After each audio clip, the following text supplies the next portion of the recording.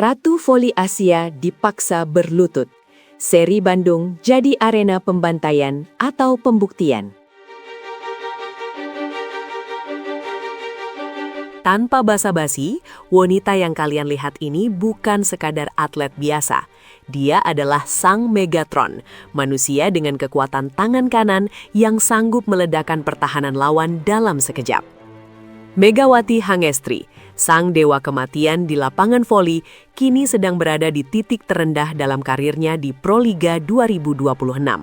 Bayangkan saja, sang juara bertahan yang biasanya menginjak-injak lawan, kini justru terpuruk di peringkat kelima klasemen.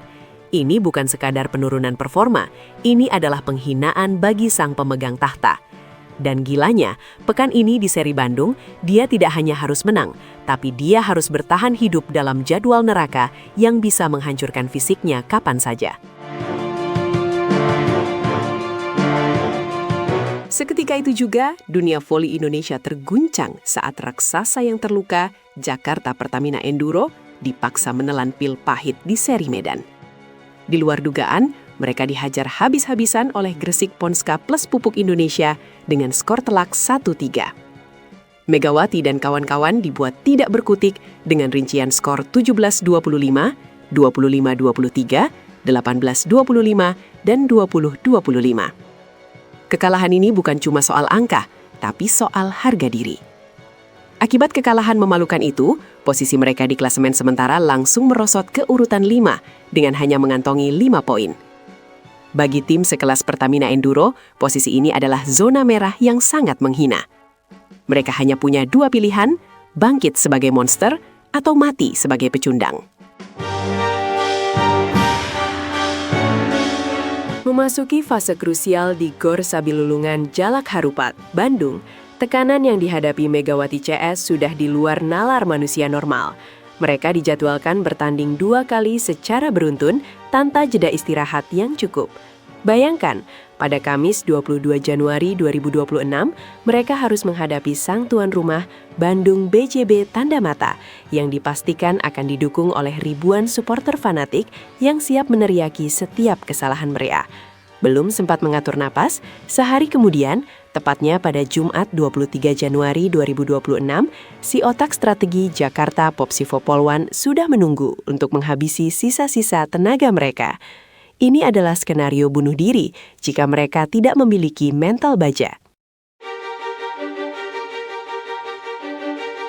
Di sisi lain, arena putra pun tidak kalah membara. Sang penguasa takhta, Jakarta Lavani, juga harus melewati ujian berat. Mereka akan ditantang oleh Medan Falcons Tirta Bagasasi dan Surabaya Samator, tim legendaris yang punya sejarah panjang sebagai penghancur mimpi.